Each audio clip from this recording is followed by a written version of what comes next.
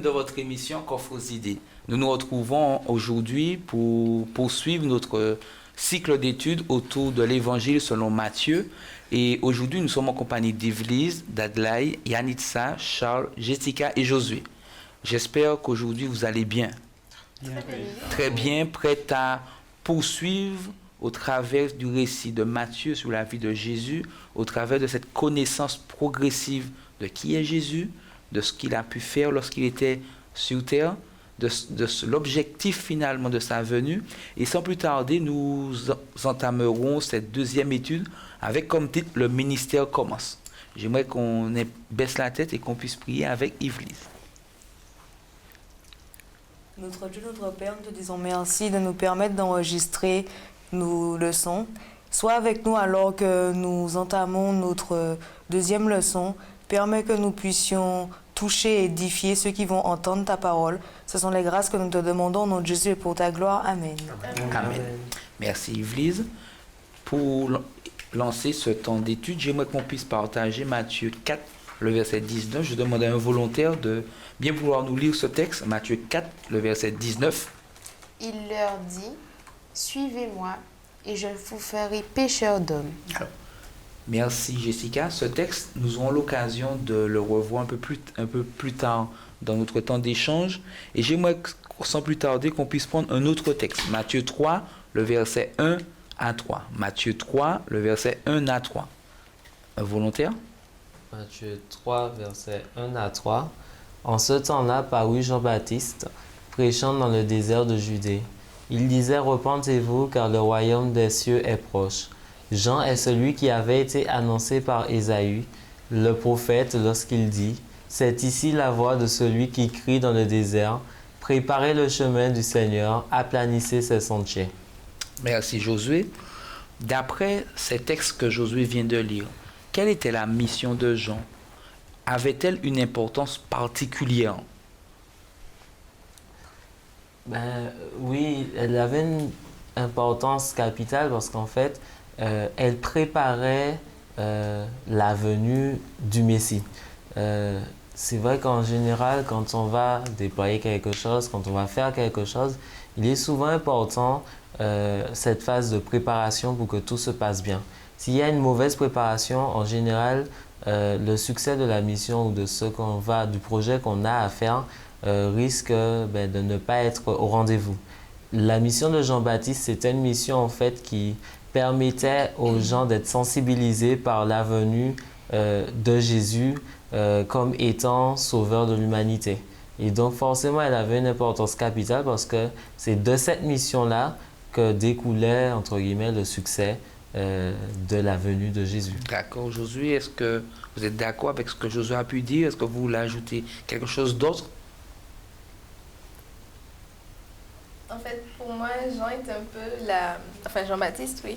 Il était un petit peu la bande-annonce de la venue de Jésus parce qu'il a redit en très très condensé tout ce que Jésus a dit en détail pendant son ministère. Il a annoncé la repentance, il a annoncé le pardon des péchés, il a franchement montré aux gens l'importance de se remettre en cause pour permettre à Jésus d'entrer dans leur vie. Donc, tu parles du message qui était le sien, ce message de repentance, ce message de revenir à Dieu. En quoi ce message avait-il toute sa place au moment où Jean le présente? Ou même ma question, en quoi ce message était-il important? Il était important par rapport à la situation du peuple. Il disait « Repentez-vous car le royaume des cieux est proche ». Ça sous-entend qu'en réalité, le peuple était dans une période où en réalité c'était plus c'était un peu l'anarchie, quoi. Et donc forcément son message repentez-vous, c'est le message qui est prêché à travers la Bible, où abandonnez ce que vous faites qui n'est pas bien, que vous savez qui n'est pas bien, pour revenir dans le droit chemin. Et en plus, il faut regarder mettre les choses dans le contexte où Jean arrive. Il arrive à une période où ça fait 400 ans, il n'y a pas eu de prophète. Le dernier prophète, c'était Zacharie. Et le peuple se retrouvait dépourvu, il n'y avait pas de guide. Et il fallait que quelqu'un prépare ce peuple à la venue de Jésus. Donc Jean était celui qui appelait le peuple à la repentance. Et on peut faire ce parallèle à nous aujourd'hui, à l'Église. L'Église doit avoir un message de repentance pour la seconde venue du Christ. Et c'est pareil. Le problème, est-ce que nous apportons ce message de repentance pour la seconde venue de Christ? Mais vos réflexions m'interpellent. Il y avait quand même à l'époque, effectivement, où Jean apparaît, où ce message est prêché, des chefs religieux. Il y avait des services religieux qui se faisaient, donc le peuple recherchait la présence de Dieu. Et vous semblez me dire effectivement qu'à ce moment-là, ce message était d'autant plus important parce que le peuple n'avait pas forcément de direction spirituelle. Comment m'expliquez-vous cela? Lorsqu'on n'a pas de guide, on se laisse, je dirais, emporter, balloter à droite, à gauche par toute parole, par toute illusion. Et les chefs, eux, avaient pris, je dirais, le pouvoir et satisfaisaient leur propre personne. Et il n'y avait plus ce contact. La parole de Dieu n'était plus vraiment distribuée directement. Elle était donnée de manière juste pour satisfaire les prêtres et les pharisiens. En fait, comme tu as dit, je ne dirais pas qu'ils n'avaient pas de guide. Parce qu'effectivement, il y avait le cadre religieux. Seulement, le peuple juif, c'est un peuple qui a une forte tradition, pas spirituelle, mais religieuse, on va dire. Et le peuple juif étant sous domination romaine à l'époque, les Romains avaient bien compris que pour maîtriser le peuple d'Israël, il fallait garder un peu le cadre, le cocon dans lequel ils étaient. Et en fait, le peuple était un peu comme les enfants, c'est-à-dire que certes, ils comprenaient que ce n'était pas vrai ce qu'on leur racontait. Certes, tous les jours, il y avait les services, il y avait le temple qui était ouvert, on pouvait y aller, mais il n'y avait plus, franchement, comme tu disais, le don de la parole de Dieu. C'était plus un enseignement, c'était juste une façade qui permettait aux chefs de prendre de l'influence par rapport aux Romains. Et Jean-Baptiste, justement, son rôle, c'était d'humaniser, en fait, le rôle de Jésus pour montrer qu'il n'est pas un chef de plus qui va essayer de se faire mieux voir des Romains pour pouvoir juste les manipuler, en fait, pour pouvoir monter. Mais en fait, leur montrer que le rang, c'est pas ce à quoi ils s'intéressent. C'est franchement leur vie, leur salut, leur âme. Et c'est à eux de se remettre en question, de ne pas attendre sur les chefs parce que ils ne s'intéressent pas à eux, ils s'intéressent qu'au pouvoir. D'accord. En gros, on va dire aussi que le peuple était entré dans une sorte de routine. Et cette routine courait à leur perte, on va dire. Il fallait vraiment que Jean-Baptiste arrive afin de revigorer l'état de spiritualité du peuple afin justement d'être prêt à ce qui allait arriver dans leur vie. Tout à l'heure là, Charles, tu parlais du parallèle qui pouvait être fait avec notre temps. Penses-tu que nous soyons aussi tombés dans une routine? Tu disais que ce message de repentance devait être prêché. Penses-tu et pensez-vous qu'aujourd'hui, il y a nécessité pour ceux qui se disent chrétiens de sortir de cette... Pensez-vous que nous sommes tombés dans cette routine? Totalement. Yatnissa le disait tout à l'heure. Au ce temps-là, les gens allaient au temple par routine pour y être. Aujourd'hui, est-ce que nous n'allons pas au temple chaque sabbat juste... mes parents y vont ou je vais rencontrer mes amis, mais est-ce que je vais vraiment pour rencontrer Christ? Et aussi, dans ma vie de tous les jours, est-ce que je vis pour annoncer que Christ revient bientôt et que nous devons être prêts et que je souhaite que tout le monde, le maximum, se repente et soit présent lorsque le Christ va revenir? D'accord. Est-ce que vous êtes d'accord? Oui, totalement. Totalement, effectivement. Et par rapport à ce que Charles dit, on peut faire le parallèle avec l'histoire des vierges folles, les 5 vierges folles et les 5 vierges sages. C'est-à-dire que tous nous attendons le Messie, mais est-ce que nous faisons chaque jour notre réserve du Saint-Esprit? Seuls ceux qui ont le Saint-Esprit iront au ciel. D'accord. Donc, je pense qu'il y a du travail aussi, parce que comme Jean a eu l'occasion de préparer la venue de Jésus, nous avons aussi en tant que jeunes une responsabilité, puisque vous me dites que le message est encore adapté. Il faut forcément des personnes pour pouvoir le porter, pour pouvoir saisir ce message et le partager aux autres. La jeunesse n'est-elle pas celle qui doit prendre la direction des choses, pouvoir faire les choses? Donc nous sommes ceux certainement qui devons aussi prendre la direction et partager ce message. J'aimerais qu'on puisse avancer, parler un peu plus de Jésus, de celui justement que Jean annonçait. Dans Matthieu 4, le verset 1, on nous dit qu'après le baptême de Jésus, Jésus fut transporté dans le désert. Ma question est celle-là. Jésus a commencé son ministère aux environs de 30 ans. Qu'a-t-il fait avant? Comment s'est passée sa préparation? Parce qu'on voit, Matthieu reste quand même très vague sur finalement l'adolescence, la jeunesse de Jésus. Il le présente au début de son ministère. Comment Jésus s'est préparé, selon Matthieu, à entrer dans son ministère? Oui. Vas-y.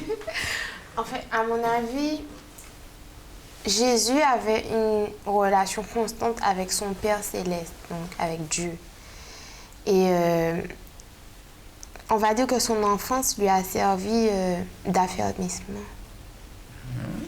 en quelque sorte, pour justement être entier, et puisqu'il était sur terre en tant qu'humain. Donc, enfin, Dieu a vécu comme nous, enfin, Jésus a vécu comme nous sur terre. Donc, justement, c'est pour ça qu'on dit qu'on sait comment Dieu connaît nos épreuves.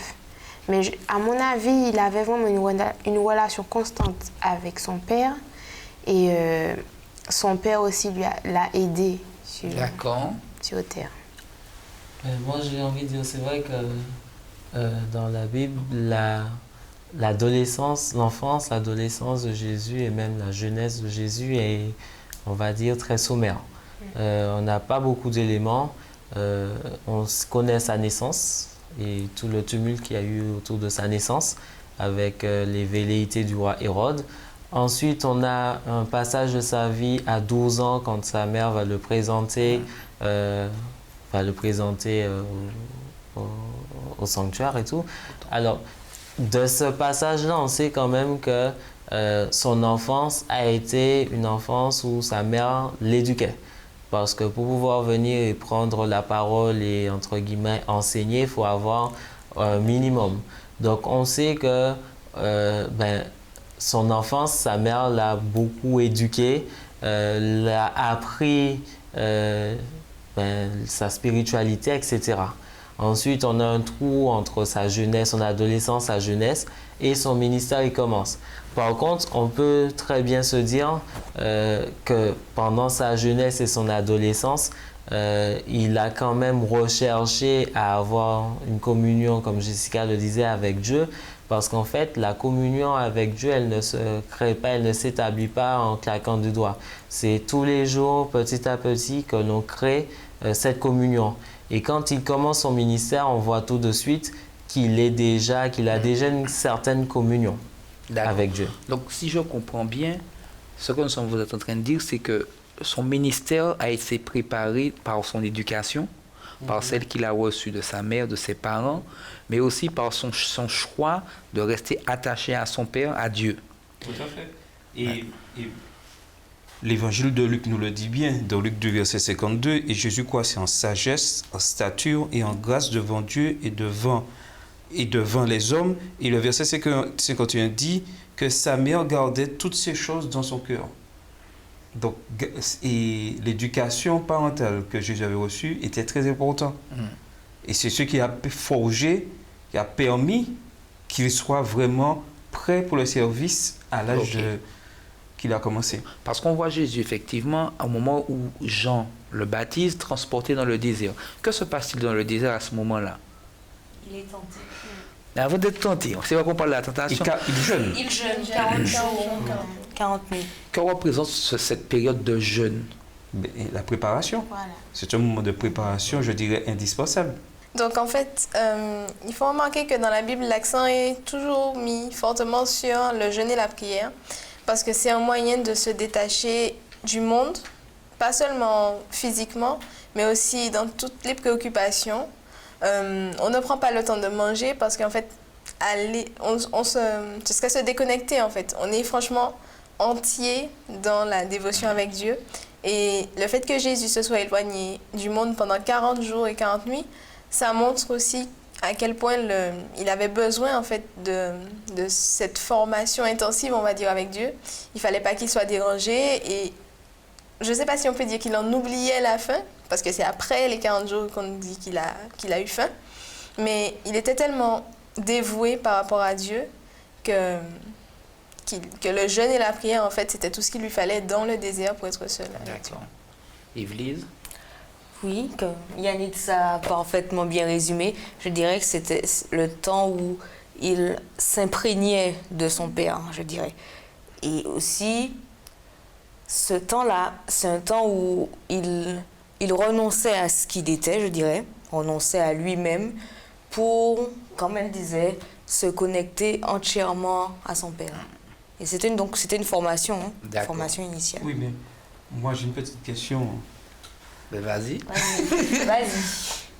Était-il vraiment nécessaire pour Jésus d'accomplir ce jeûne? Voilà où je voulais en Ben vas-y. Moi, je dis que ça a été vraiment quelque chose de grandiose. Car justement, à travers cette expérience, Dieu nous sert d'exemple à travers nos propres tentations. Ok. Donc pour vous, c'est un exemple que Jésus nous donne de la manière de résister aux tentations. Oui, c'est un exemple et c'est aussi, on va dire, c'est déjà une victoire aussi sur le diable. Josué? Pour répondre à la question de Charles, oui, c'était nécessaire pour Jésus et pour son ministère ce moment de jeûne et de prière. Pas parce qu'il en avait besoin personnellement, mais parce qu'il avait besoin, comme Jessica le dit, de nous montrer l'exemple. Quand on regarde la vie de Jésus, il y a beaucoup de choses qu'il a fait qu'on ne voit pas forcément l'intérêt pour lui. Mais par contre, on se dit, tiens, il a fait ça. Quand il a eu ce problème-là, voici comment il a réagi. Pourquoi ne pas réagir comme lui? J'aimerais... Vas-y, Adelaide. D'ailleurs, non, juste pour appuyer pour répondre à Charles, la Bible en parle. À un certain épisode dans la Bible, les disciples voulaient chasser un démon. Et ils n'ont pas réussi. Et c'est lorsque Jésus est arrivé, il a réussi. Et il a dit à ses disciples, ce type de démon, c'est que par le jeûne et la prière qu'ils pourront le faire. Donc on voit que parfois, pour certains combats, comme celui dont Jésus allait mener, il fallait qu'il se prépare spirituellement par le jeûne. Okay. Donc en tant que jeune aujourd'hui, le jeûne et la prière devraient faire partie de nos activités régulières. Parce que nous disons que Jésus a débuté son ministère, ce ministère aussi important, par ce temps. Mais il a aussi utilisé une autre arme. Tout à l'heure, là, tu parlais effectivement de la détentation de Satan. Quand Satan s'est présenté devant lui, quelle arme a-t-il utilisé pour pouvoir mettre à plat cette tentation? La parole. La parole. Il est écrit. Et on se rend compte effectivement que la parole avait une place importante dans la vie de Jésus. Aujourd'hui, quelle place a la parole dans nos vies? Pensez-vous qu'elle a toute la place qu'elle devrait avoir dans la vie du jeune aujourd'hui? Non, mais elle devrait avoir cette place importante. Elle doit. Oui, elle doit. Elle doit. Elle doit. Comment? Elle Alors, doit. justement... Non, mais avant, non. Parce que lorsqu'on regarde bien l'épisode, les 3 épisodes de la tentation de Jésus, on remarque que Satan aussi a une maîtrise de la parole. Donc, cela, malheureusement, des fois mieux que nous. Et cela doit nous permettre encore d'étudier encore plus la parole de Dieu afin de pouvoir résister à la tentation. Et c'est elle qui nous permet de nous fortifier, d'aller de l'avant. Mais c'est vrai qu'aujourd'hui, avec le stress de la société, les attraits du monde, c'est vrai qu'il est très difficile pour nous de prendre le temps d'étudier. Et Madame, moi, tu le dis très bien dans le livre premier écrit, qu'il serait bon que nous puissions prendre 1 heure de temps par jour à relire la vie de Jésus. 1 heure de temps, ça fait quand même beaucoup. Mais est-ce que nous prenons au moins 30 secondes chaque jour pour le faire? Alors, ma question est celle-là. Est-il possible pour nous, en tant que jeunes, de résister aux tentations de Satan. Oui, Oui. parce Oui. que ta parole est une lampe à mes pieds et une lumière sur mon sentier. C'est très Mais- important. Hein? En fait, on a dit tout à l'heure, là, on disait que oui, Jésus n'avait pas besoin du jeûne ni quoi que ce soit. Mais en fait, Jésus a pleinement revêtu l'humanité. C'était un risque, en fait, parce que s'il avait renoncé, s'il avait faibli, on aurait été perdu. Et en fait, on peut dire que si Jésus l'a fait, on peut le faire parce que justement, Jésus n'avait pas de super pouvoir quand il est venu. Il avait plus sa divinité. Il avait simplement cet amour de la relation qu'il avait avec son Père. Il savait son origine divine. Et forcément, il avait à cœur de partager des moments de méditation, de prière avec, et d'étude de la parole de son Père, en fait. Donc si en tant que jeune, on se dit, pareil que lui, qu'on a une filiation divine, comme on a dit dans la leçon précédente, que oui, on est descendant de Dieu, on va avoir aussi cet amour. C'est difficile parce que oui, c'est vrai qu'il y a les préoccupations de tous les jours, mais on aura cet amour de Dieu qui fera qu'on va étudier les Écritures comme si c'était quelque chose dont notre vie dépendait, en fait, comme Jésus. Et comme lui, on saura citer les Écritures. Oui, toujours est juste important que Jésus est l'exemple suprême. Mais nous avons tous, humainement, des hommes qui ont donné cet exemple-là au sein de l'Église, des responsables d'Église, des gens simples. Et il faut que nous puissions prendre le temps aussi de regarder ces exemples des gens qui ont des vies de prière. Et en tant que jeunes, ça va nous permettre d'avancer. Et c'est pour ça que Jésus a donné l'exemple. Et nous aussi, il y a des hommes qui ont marché, et pécheurs. Et nous devons avoir des exemples, des hommes et des femmes, des exemples au sein de l'Église. Et c'est ainsi que l'Église avance. Si dans l'Église, il n'y a personne qui donne l'exemple du jeûne et de la prière, comment nous, jeunes, nous pourrons participer au jeûne et à la prière? Pour qu'il y ait quelqu'un qui donne l'exemple, il faut que moi, je donne l'exemple pour être l'exemple de quelqu'un d'autre, mais Tout à fait. quelqu'un d'autre aussi sera mon exemple. Parce que, d'ailleurs, cette notion d'être exemple s'appuie sur la confiance que nous avons en tant qu'individu, en tant que jeunes, à croire en la puissance de Dieu. D'ailleurs, que nous dit Ésaïe 43, le verset 2 ? Si tu traverses les eaux, je serai avec toi, et les fleuves ne te submergeront point. Si tu marches dans le feu, tu ne brûleras pas, et la flamme ne t'embrassera pas.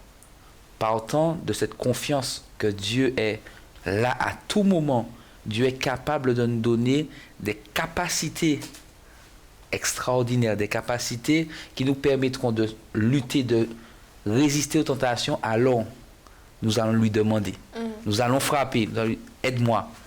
Et je crois que ce texte doit nous servir chaque jour à avancer pas à pas avec Dieu. J'aimerais que nous puissions avancer un peu plus loin et revenir au texte que nous avions lu au départ, Matthieu 4, le verset 19. Qu'est-ce que disait ce texte? Il leur dit, suivez-moi et je vous ferai pécheurs d'hommes. Alors, Jésus passe près de la mer de Capernaum. Il voit des hommes, des pécheurs. Il leur dit, suivez-moi, je vous ferai pécheurs d'hommes. Il les invite à tout laisser, à mettre de côté leur activité professionnelle, leur famille, à mettre de côté leurs ambitions, leurs rêves, leurs projets et à le suivre. Tout laisser. Que signifie aujourd'hui pour nous en tant que jeunes ce tout laisser? Sommes-nous aussi comme Pierre, comme Jean, comme Jacques, comme Matthieu, comme les autres, invités à tout laisser et suivre Jésus? Non, mais déjà, pour tout laisser, il faut déjà au moins connaître un peu Jésus. Parce que ces hommes-là, ils ont suivi Jésus, mais ils connaissaient, ils ont commencé à entendre parler de Jésus. Jésus n'est pas venu là comme ça et puis suivez-moi. Et pour pouvoir dire suivre Jésus, il faut que j'ai eu l'occasion de commencer à le connaître. Et pour commencer à le connaître, c'est l'étude de sa parole. On n'a pas conscience, en fait, je dis, parce que c'est à tout laisser, mais c'est quoi tout? Parce que, est-ce qu'on est prêt? Parce que Jésus venait de commencer son ministère, il ne se basait que sur les prophètes pour confirmer sa venue. Est-ce que si un prophète, si vous étiez à l'époque de Jésus, vous auriez laissé tomber, il n'y avait pas d'allocation familiale, il n'y avait rien. Est-ce qu'un homme qui vous dit, suivez-moi, laissez votre gagne-pain, laissez votre source de revenus principale, la seule d'ailleurs, laisser tout ça pour devenir des pêcheurs d'hommes. Est-ce qu'on aurait bien réagi? C'est-à-dire, est-ce qu'en tant que jeune aujourd'hui, on est prêt à avoir ce renoncement total? C'est-à-dire, là, nous maintenant, on a la chance de savoir ce que Jésus peut nous offrir. Mais est-ce qu'on est prêt à tout lâcher? C'est pas forcément le travail, mais ça peut être un rêve, ça peut être une ambition particulière. Est-ce qu'on est prêt à lâcher ça pour Jésus qui nous dit « Je vais te faire pêcheur d'hommes ». Alors, pour moi, s'il faut l'appliquer au temps actuel, pour moi, s'il fallait appliquer cette vision enfin, de pêcheur d'hommes, de suivre Dieu, ce serait en fait de laisser Dieu contrôler notre vie tout entière. d'accord. Oui, pêcheurs d'hommes. Les premiers pêcheurs d'hommes que nous devons, entre guillemets, rechercher, ce sont nos voisins. Est-ce que je suis vraiment pêcheur d'hommes vis-à-vis de mes voisins? Parce que des fois, l'appel de Jésus ne se résume pas à dire je pars dans un pays étranger. Voilà. Le plus souvent, à notre porte, Jésus nous dit voilà ta mission. Mais est-ce que nous sommes prêts à accomplir cette mission? Parce que c'est vrai que ceux qui nous côtoient nous connaissent mieux que nous-mêmes. Donc, mon voisin, il sait comment je suis. Tandis que si je vais au Zimbabwe... on ne te connaît pas. Non, on ne me connaît pas. Et parfois, il semble plus évident de partir au Zimbabwe que de pouvoir œuvrer chez nous. Et Jésus nous dit, pêcheur d'hommes, là où tu es. Mais parfois, nous sommes des Jonas aussi. On estime que, mais non, mais ce peuple, c'est même pas la peine. On regarde comme ils sont. Et on fait ça avec notre peuple. Voilà. Mais c'est qu'en fait, Jésus demande une transformation. C'est-à-dire, on sort de pêcheur de poissons à pêcheur d'hommes. Et quand on regarde, en tant que jeune, c'est comme si Jésus nous disait, viens, je vais faire de toi un exemple au lycée, je vais faire de toi un exemple à ton travail. Et on a du mal, en fait, parce que ça change nos habitudes. C'est-à-dire que quand on se rend compte qu'on doit ressembler à Jésus, qu'on doit être comme lui. Parce qu'après, Pierre, par exemple, on savait qu'il était passé avec Jésus. Son langage avait changé. Si j'ai l'habitude le matin, quand ça m'énerve, d'assaisonner mes paroles de sel et de dire n'importe quoi, je m'emporte facilement, je mens ou j'ai une vie qui n'est pas celle que Dieu demande, j'aurai forcément plus de difficultés à accepter cet appel de Jésus parce que soit il y a deux solutions, soit je vais accepter d'être transformée, accepter de prendre un nouveau départ, ou soit je vais m'accrocher à mes défauts, à mes petites habitudes et faire comme Jonas, je vais dire non mais de toute façon, pas la peine que je change puisque c'est peine perdue, cette personne-là, voilà. On ne pourra rien changer à sa vie. D'accord. Effectivement, on se rend compte que l'appel de Jésus à tout laisser ne concernait pas simplement Pierre, Jacques, Jean et les autres, mais nous concerne aujourd'hui, et comme le disait Anitza, à manifester une différence totale dans nos vies au quotidien. Sommes-nous aujourd'hui prêts à laisser Dieu diriger chaque aspect de nos vies? Est-ce que dès aujourd'hui, Dieu dirige chaque aspect de nos vies? Si ce n'est pas le cas, Dieu est capable de pouvoir nous offrir bien plus que ce que nous pensons aujourd'hui, conserver en ne le laissant pas tout gérer. Pierre et les autres ont connu Jésus, ont choisi de tout laisser. Et on se rend compte que Jésus leur a donné la possibilité d'être des personnes qui apportent la vie. En tant que jeunes, nous sommes invités aussi à être des personnes qui apportent la vie. Dieu ne nous laisse pas seuls. Comme nous disait le texte d'Ésaïe 43, le verset 2, il nous garantit le succès. Sommes-nous prêts aujourd'hui à prendre à bras le corps cette mission qu'il nous offre, à nous appuyer sur Dieu, sur le Saint-Esprit, comme Jésus s'est appuyé sur eux, et à pouvoir mener une vie de succès. Je crois que cette semaine, prenons le temps de voir quel est notre rapport avec Dieu. Combien de temps passons-nous à étudier sa parole? Combien de temps passons-nous à échanger avec lui, à pouvoir être à l'écoute de ce qu'il nous propose? Et s'il faut faire des changements, faisons les changements. Et c'est pourquoi nous vous invitons à notre prochaine émission et nous espérons que vous prendrez toujours plaisir à découvrir toujours plus sur Jésus.